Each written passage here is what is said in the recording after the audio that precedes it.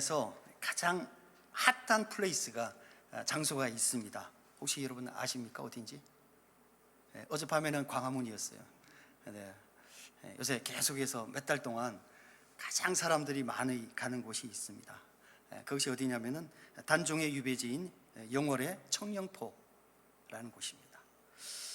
저도 지난 명절에 왕과 사는 남자라는 영화를 보고 나서 한번 가봐야 되겠다 이런 생각이 들더라고요. 그래서 가보려고 인터넷으로 이렇게 검색을 해봤더니 와, 사람이요 한 100배는 많이 온대요, 옛날에 비해서. 그러니까 막 줄을 서가지고, 옛날에 한적하던 곳이 요새 줄을 서가지고 아주 뭐 사람이 너무 많이 온다고 그렇게 나와 있더라고요. 그래서 조금 한가해지면 가야 되겠다라는 생각을 하고 있습니다. 이 영화는 1457년 계유정난에 의해서 폐위된 단종의 유배지에서의 삶을 그린 그런 역사 코미디 영화입니다. 벌써 1200만을 돌파를 했다고 그래요. 1300만입니까? 1400입니까? 벌써 그렇게 됐습니까? 하여튼 어마어마한 그런 아주 흥행을 하고 있는 영화입니다. 영화배우 유혜진 씨가 분한 당시의 강원도 골짜기의 촌장 엄흥도라는 사람이 있는데, 이 사람이 하루는 장애를 갔어요. 장애를 갔는데 그 장애에서 아주 귀가 솔깃한 얘기를 들은 거예요.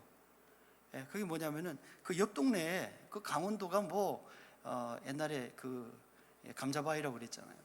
근데 뭐 그곳에서 뭐 날 게 없어요. 그런데 옆 동네 촌장한테 얘기를 들어보니까 자기 동네는 아주 흥청망청 쓰고, 그 다음에 그 애들이 막 공부를 배워가지고 막 과거에 급제도 뭐 하고 막 이런다는 얘기를 들은 거예요.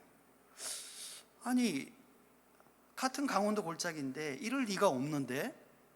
라고 확인을 해보니까 사실인 거예요. 그렇죠. 아니, 도대체 그런 일이 어디서 일어나는가 하고 가만히 그 상황을 알아봤더니, 이 한양에서 유배된 이 고관들을 잘 모셔서 그랬더니 그 사람들한테 잘 보이려고 사람들이 막 그냥 여러 가지 것들을 많이 갖다 주고, 그 다음에 또 그 사람에 의해서 아이들이 공부도 배우고 뭐 이렇게 해가지고 그 동네가 아주 뭐 대단하게 이렇게 아주 물질적으로 부유하고 아이들이 또 잘 되어져 가는 이런 이제 됐다 그래요. 그러니까 그 말을 들으니까 자기네들은 정말 소위 말하는 아주 똥구멍이 찢어지게 가난하게 살고 있는데, 와, 이거 우리도 뭔가 조치를 취해야 되겠다 이렇게 이제 생각을 한 거죠. 그래서 관가에 가가지고 하여튼 굉장히 노력을 해가지고 그 다음 유배에 오는 사람을 배정을 받았어요. 그런데 그 배정받은 사람이 이홍휘, 곧 세조에 의해서 폐위된 단종이었어요. 이 영화는 상당히 비극으로, 우리가 알고 있는 것처럼 비극으로 끝납니다만, 이 마을을 살리려는 이 촌장 엄흥도의 노력은 가히 아주 압권으로 보여지는 그런 영화였습니다. 사람들 중에 자기 환경을 정말 좀 벗어나고자 정말 노력하는 그런 사람들이 있어요.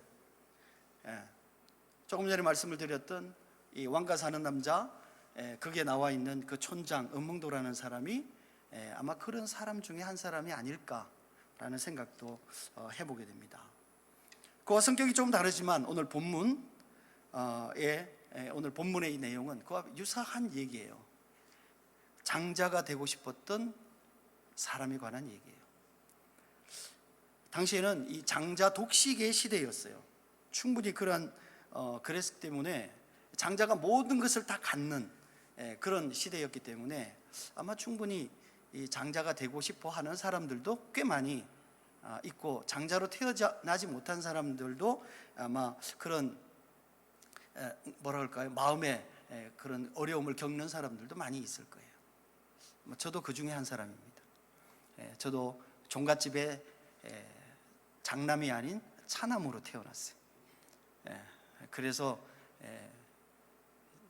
이 차남의 서러움을 어릴 때 아주 오롯이 견디고 살았던 사람입니다.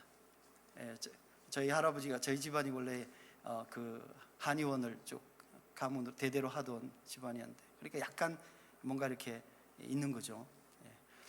저한테 1,000원 주면은 저희 형한테는 10,000원을 줍니다. 그러니까 어마어마한 격차인 거죠. 참, 그래서 이 차남의 서러움을 아주 뼛속 깊이 겪은, 제가 어몽도의 그 마음을 제가 이해할 것 같더라고요. 야, 정말 그런데 여러분 생각해 보십시오. 근데 그게 뭐 쉬운 일이 아니잖아요. 태어나길 그렇게 태어났는데. 그래서 저희가 오늘부터 3주간에 걸쳐서 야곱에 관한 얘기를 좀 해보려고 합니다. 야곱이 이런 상황에서 어떻게 변화되었는가, 그 다음에 이 변화를 보면서 내 삶은 또 어떤가 하는 것들을 한번 좀 확인해보는 그런 시간이 됐으면 좋겠습니다. 그럼 오늘은 야곱에 대한 첫 번째 얘기를 제가 해보려고 합니다. 첫 번째, 장자가 되고 싶었던 야곱이에요. 장자가 되고 싶었던 야곱. 우리가 5절부터 27장 5절부터 7절까지 한번 같이 한번 읽어보도록 하겠습니다. 5절부터 7절까지 시작. 이삭이 그의 아들 에서에게 말할 때에 리브가가 들었더니 에서가 사냥하여 오라고 들러 나가며 리브가가 그의 아들 야곱에게 말하여 이르되 내 아버지가 내 형 에서에게 말하시는 것을 내가 들으니 이르기를 나를 위하여 사냥하여 가져다가 별미를 만들어 내가 먹게 하여 죽기 전에 여호와 앞에서 내게 축복하게 하라 하셨으니, 이렇게 돼 있어요. 야곱은 꿈이 있었어요. 그 꿈은 뭐냐면은 장자가 되고 싶은 거예요. 그러나 자신은 장자가 결코 될 수 없다는 사실을 또한 잘 알고 있었어요. 왜냐하면 위에 형 에서가 있었기 때문이에요. 여러분, 창세기에는요 보면은 이 낯뜨거운 얘기들이 참 많아요. 꼭 이런 얘기들이 성경에 기록되어야만 하는가? 라는 그런 이 약간의 불륜 같은 얘기들이 참 나타납니다. 우리가 읽지 않은 25장 29절에서 34절의 내용도 그 중에 하나예요. 그 중에 특별히 그 중에 하나는 뭐냐면은 야곱과 이삭의 아내 있는 리브가가 모의해서 이 장남 에서가 받아야 하는 장자권을 이 팥죽 한 그릇에 탈취하는 희대의 사건이 일어납니다. 그리고 또 모자가 또 작당을 해서 아버지인 이삭을 속이고 장자권을 둘째 아들인 야곱에게 주는 이런 이제 일이 일어나는 거죠. 우리가 한번 생각해 보면 이 장자라는 것은 정해진 거거든요. 그런데 이 다른 사람이 그것을 탈취하는 사건은 이 하나님 앞에서 사실은 큰 죄입니다. 그러나 다른 측면에서 볼 때에 오죽하면 엄마가 나서서 이 장남의 장자권을 차남인 이 야곱에게 주려고 이런 일들을 벌였을까라는 생각을 또 해보게 되는 거예요. 생각해 보면은 이 장자권에 추호도 관심이 없는 장남 에서, 장자가 되고 싶어서 아주 정말 예를 타는 차남 야곱, 이 두 아들의 이 성격과 이 상황이 참 부모로서는 참 아마 상당히 좀 힘든 그런 상황이 아니었을까라는 생각을 해보게 됩니다. 그런데 이 사건이 일어나면서 우리가 이상한 점을 발견하게 됩니다. 그것은 뭐냐면은 장자권을 팥죽 한 그릇에 판다고 팔아지나 이게? 이런 거예요. 그 다음에 이삭이 야곱에게 속아서 장자의 권을 축복하고 난 후에 뒤늦게 에서가 자기가 사냥한 그 음식을 만들어서 가지고 옵니다. 그리고 장자의 축복을 요구했더니 아버지인 이삭이 뭐라고 그러냐면은 나는 너한테 줄 게 없다. 나는 이미 축복을 다 해버렸다. 그래서 그 축복을 되돌릴 수 없다. 이렇게 얘기합니다. 그랬더니 에서가 아니 그래도 좀 남은 게 있지 않겠냐, 그 남은 거라도 좀 줘라, 이렇게 얘기를 했더니 아버지 이삭이 아주 냉정하게 얘기를 합니다. 더 이상 없다. 아주 청천벽력 같은 소리였습니다. 이 상식적으로 생각해 보면은 당연히 장자의 축복을 받아야 될 에서가 받지 못했다면 뭔가 이의를 제기하든지 뭔가 거기에 따른 조치가 있어야 하는 것이 아닌가라는 생각을 하게 됩니다. 아마 이삭이 그렇게 해야 되지 않겠는가 이런 생각이 드는데 이삭은 그렇게 하지 않았어요. 더더구나 이 일에 대해서 하나님께서도 아무 언급이 없으셨어요. 이 장자권이라는 것은 당시에 제도화된 이 축복권이에요. 하나님이 만드신 법이에요. 하나님이 만드신 법이에요. 그러나 이 상황을 보면 하나님께서는 이 법에 매이지 않는다는 것도 또 우리가 이 본문을 통해서 또 생각해 볼 수 있는 내용이에요. 근데 사실은 이 에서와 야곱이 태어날 때에 우리가 25장 23절에 이렇게 되어 있습니다. 에서와 야곱이 태어날 때에 큰 자가 어린 자를 섬길 것이다, 이렇게 기록되어져 있는 것을 우리가 잘 알고 있습니다. 근데 여기서 우리가 생각해야 될 게 있어요. 그게 뭐냐면은 큰 자가 어린 자를 섬긴다는 그 예언은 그들이 출생할 때에 하나님이 정하신 거예요. 그런데 하나님이 정하셨다고 할지라도 이 하나님이 정하신 것을 하나님의 뜻과 상관없이 사람이 그것을 마음대로 실행한다는 것은 뭔가 이거 잘못된 거 아니겠습니까? 왜냐하면 하나님께서 정하셨으면요, 하나님께서 하나님의 때에 하나님께서 그 일을 하나님의 방법으로 하신다는 거예요. 종종 우리의 조급함이 이런 것들을 우리가 망각하게 합니다.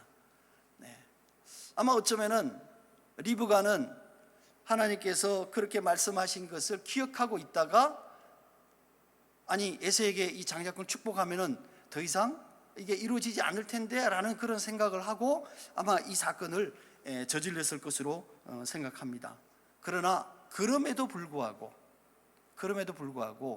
하나님이 정하신 것은 하나님께서 하나님의 때에 이루실 수 있도록 우리가 하나님께 전적으로 신뢰를 하고 맡겨야 되는 것이 우리의 행동이라는 것입니다. 따라서 우리가 그것을 우리의 때로 판단하고 우리의 생각으로 판단하고 실행한다는 것은 굉장히 잘못된 것입니다. 본문에서 보면 자기의 생각으로 이 장자권을 탈취한 리브가와 야곱에게 형벌을 주지 않았다, 이런 생각이 듭니다. 그래서 마치 그것이 정당화되는 것처럼 우리가 생각할 수 있어요. 그러나 다른 측면에서 한번 생각해 보면은 여러분, 이 사건 때문에 야곱은 밧단 아람으로 가서 20년간 어쩌면 겪지 말아야 될 일들을 겪게 됐어요. 굉장히 힘든 시간이었죠. 어려운 고통의 시간이었습니다. 그러면서 또한 에서는 이 일을 통해서 하나님의 길이 아닌 이스마엘의 길, 아브라함의 길이 아닌 이스마엘의 길로 따라가게 되는 그런 동기가 되었다는 것도 우리가 생각해 볼 수 있습니다. 우리는 자주 본문에서 하나님의 공의를 잊어버리고 이 스토리에 우리가 집중하고 마치 야곱이 이렇게 되는 것을 너무 당연하게 생각하는 그런 우를 범할 때가 있다는 거예요. 자, 그런데 성경은요, 절대로 그냥 이런 일들을 그냥 넘어가지 않습니다. 왜냐하면 우리가 성경에서 굉장히 이상한 점을 하나 발견하게 됩니다. 그것은 뭐냐면은 성경에서 리브가의 죽음을 기록하고 있지 않다는 사실이에요. 성경은요, 죽음을 굉장히 중요하게 생각합니다. 아브라함이 언제, 몇 살에, 어디서, 어떻게 죽었다 기록하고 있어요. 아브라함뿐만이 아닙니다. 이삭도 그랬고요, 그 다음에 사라도 그랬고요, 그 다음에 우리가 성경에 보면 야곱도 그랬고, 심지어는 에서나 이스마엘이나 이 주변의 사람들의 죽음을 다 기록하고 있어요. 그런데 유독 한 사람의 죽음만은 기록하고 있지 않아요. 그 이름이 누구냐면은 리브가였다는 거예요. 리브가였다는 거죠. 성경학자들은 아마 어쩌면 리브가의 이름이 기록되지 않는 중요한 이유가 하나님의 뜻을 자기의 생각으로, 자기의 방법으로 아마 그렇게 행한 하나님의 징계일 것이다 라는 의견을 많이 내고 있습니다. 그리고 많은 학자들이 이것에 동의하고 있다는 것을 우리가 생각을 해야 됩니다. 따라서 우리가 결과가 같다고 해서 모든 일이 다 같은 것이 아니에요. 하나님은 결과뿐만 아니라 과정도 하나님의 뜻대로 이루어지기를 원하시는 하나님이라는 사실을 우리가 반드시 기억할 필요가 있다는 사실입니다. 두 번째, 장자의 삶이 아닌 도망자의 삶이에요. 우리가 6절과 7절을 같이 한번 읽어보도록 하겠습니다. 6절과 7절 같이 읽겠습니다. 시작. 에스가 본즉 이삭이 야곱에게 축복하고 그를 밧단 아람으로 보내어 거기서 아내를 맞이하게 하였고 또 그에게 축복하고 명하기를 너는 가라한 사람 딸들 중에서 아내를 맞이하지 말라 하였고 또 야곱이 부모의 명을 따라 밧단 아람으로 갔으며, 이렇게 되어 있습니다. 야곱은 전혀 예상치 못한 상황을 지금 맞이하게 됩니다. 장자권을 잃은 에서가 야곱에게 해를 끼치겠다고 생각하고 그런 이제 결심을 하는 것을 리브가가 알게 되었어요. 그래서 리브가가 이삭과 상의해서 자기 본가가 있는 하란으로 야곱을 피신시키기로 결정합니다. 명분은 결혼을 위해서 아내를 그쪽에서 얻어와라, 이제 이런 이제 명분이었습니다. 이런 야곱이 전혀 예상치 못한 상황이었어요. 왜냐하면 아버지 이삭으로부터 장자권의 축복을 받았잖아요. 아마 그렇게 받았을 때에 야곱은 아마 모든 것을 다 이루었다라고 생각했을 거예요. 그가 그렇게 갖고 싶었던 이 장자권만 자기가 얻으면 정말 이한이 없겠다, 이렇게 생각을 했을 거예요. 그래서 아마 어쩌면은 이 핑크빛 미래를 그렸을 거예요. 여러분, 야곱이 이 장자권을 원했을 때에 정말 보이지 않는 이 장자권을 원했을까요? 그러지 않을 거예요. 이 장자권에는요, 아버지의 재산이 있는 거예요. 아버지의 재산을 물려받는 거예요. 이것이 굉장히 중요합니다. 그러나 예상은 빗나가서 아버지의 재산을 상속받는 장자의 삶이 아닌 빈손으로 집을 떠나야 하는 도망자의 삶으로 그의 삶이 바뀌었다는 거예요. 이렇게 해서 에서를 피해서 밧단 아람으로 가는 야곱에게 이삭은 전능하신 하나님의 이름으로 축복합니다. 여기서 전능하신 하나님이라는 단어는 우리가 많이 들은 단어죠. 전능하신 하나님. 근데 일반적으로 우리가 전능하신 하나님 하면 엘로힘, 능력의 하나님, 이렇게 우리가 그 단어를 그렇게 사용합니다. 성경에서는. 그런데 지금 여기에서 전능하신 하나님이라는 이 단어는요, 사실은 조금 우리에게는 익숙하지 않는 단어예요. 이 단어는 어떤 단어냐면은 언약의 하나님, 이런 의미예요. 그러니까 하나님께서 야곱에게 주셨던 그 언약의 축복을 너에게 준다. 그리고 너가 그 언약의 축복을 계속해서 간직하기를 원한다. 이런 이제 의미를 가지고 있는 것이죠. 그래서 이거는 엘로힘이 아니라 엘 사다이라는 단어로 사용이 됩니다. 이 엘 사다이라는 단어는 또 다른 의미도 하나 갖고 있어요. 그것이 뭐냐면은 형편을 살피시는 하나님, 이런 뜻이에요. 형편을 살피시는 하나님, 이런 뜻이에요. 그러니까 집을 떠나서 어떻게 보면 이 도망자의 삶을 살게 되는 이 정말 아들 야곱에게 이삭이 그게 해줄 게 없어요.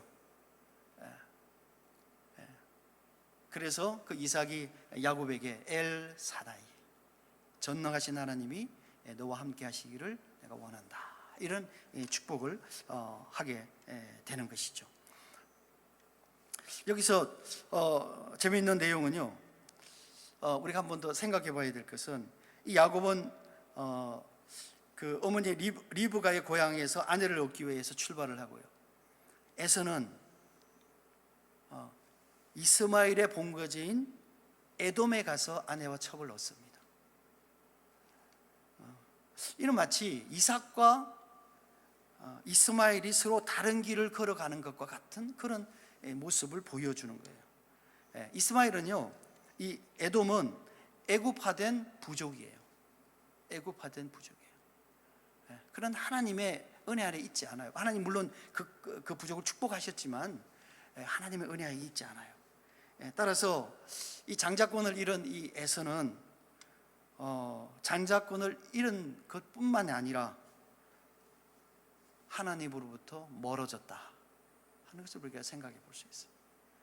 어쩌면은 참 우리가 에서가 만약에 이런 일이 벌어지지 않았더라면 어떻게 됐을까라는 생각을 하게 되기는 하지만 어쨌든 이 결론적으로 그렇게 되었다는 것이죠. 장자권을 얻은 야곱도 빈손으로 멀리 집을 떠나는 그런 신세가 되었다 하는 것을 우리가 한번 생각을 해볼 필요가 있을 것 같습니다. 세 번째는요, 도망자에서 신앙의 구도자의 삶으로 얘기해요.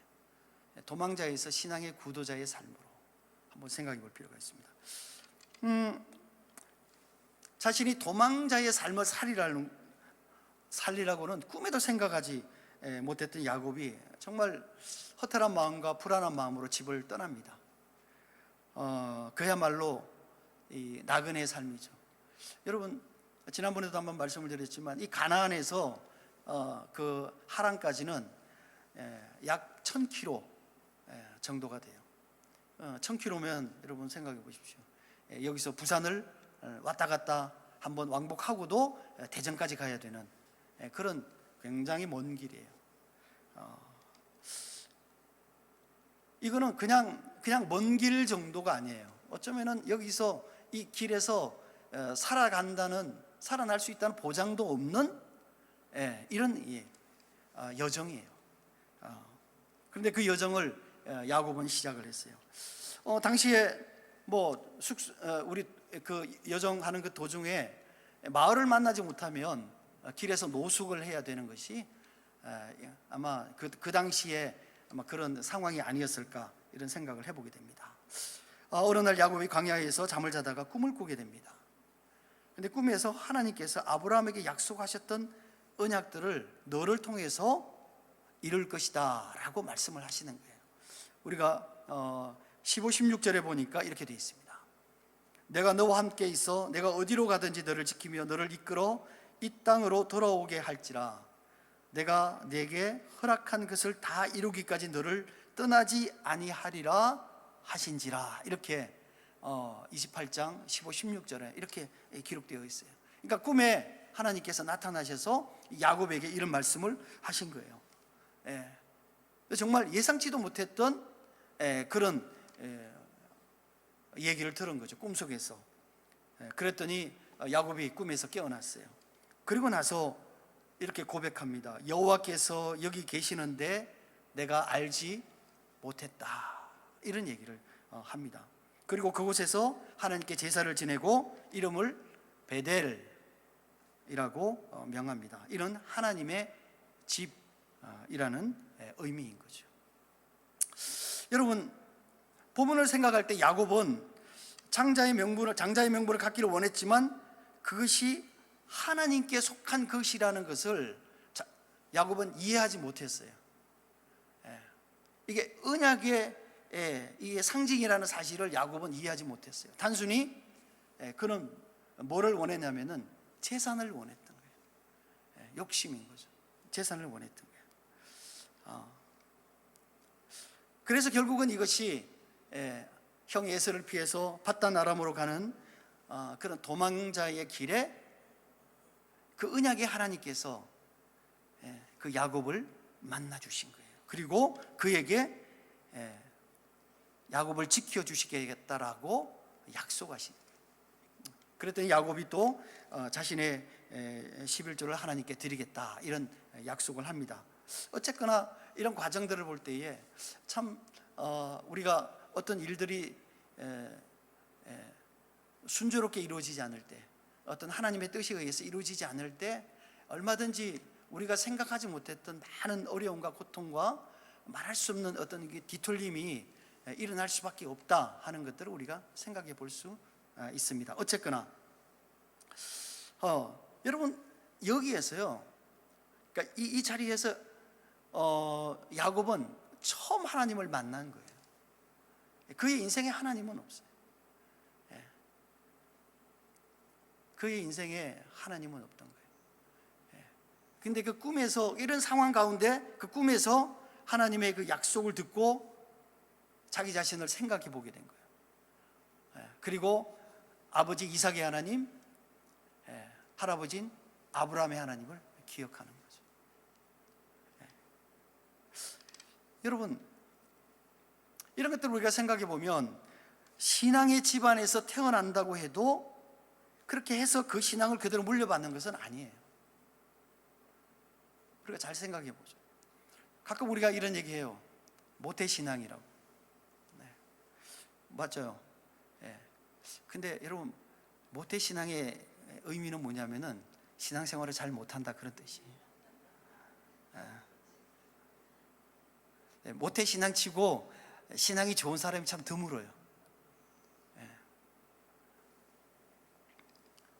여러분, 우리 주변에 봐도 참 부모님은 잘 믿는데 자녀들이 그렇지 못한 경우를 우리가 수없이 발견하게 되는 거죠.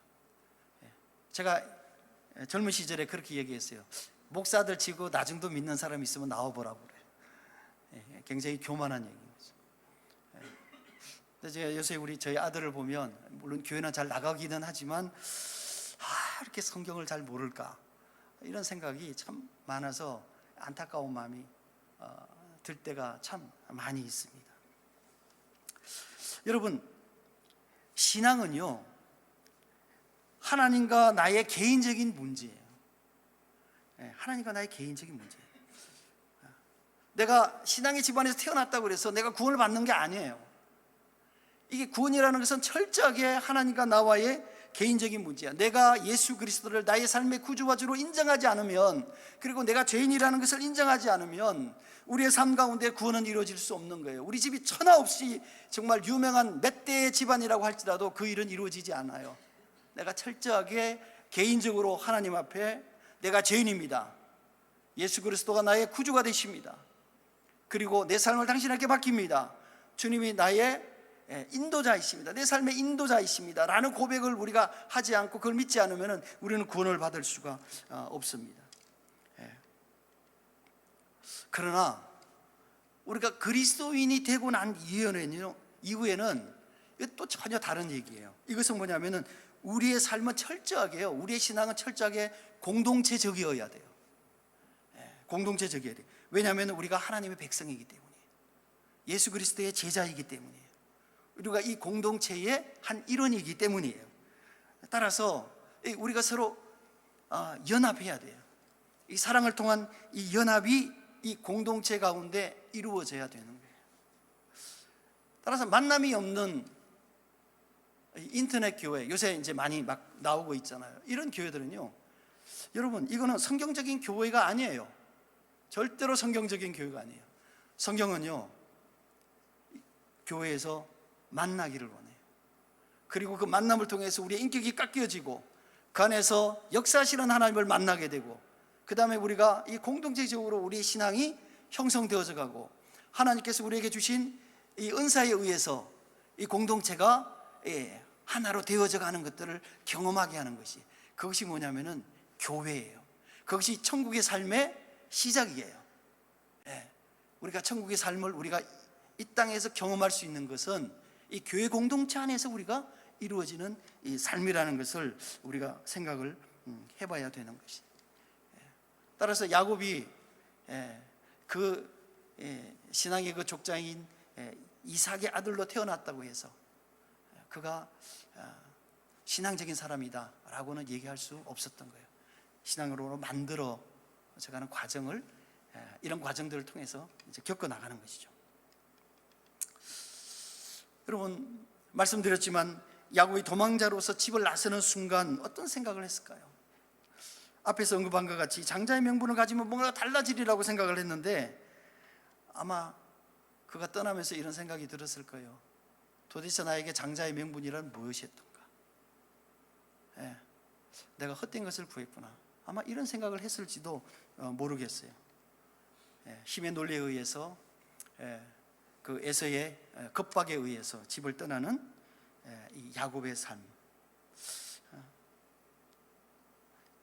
그럼에도 불구하고 그 언약하신 하나님은 상황이 그럼에도 불구하고 절대로 그 언약을 잊어버리거나 놓치거나 하지 않으신다는 거예요. 인간이 잘못하면은 하나님은 그것을 고치시는 하나님이에요.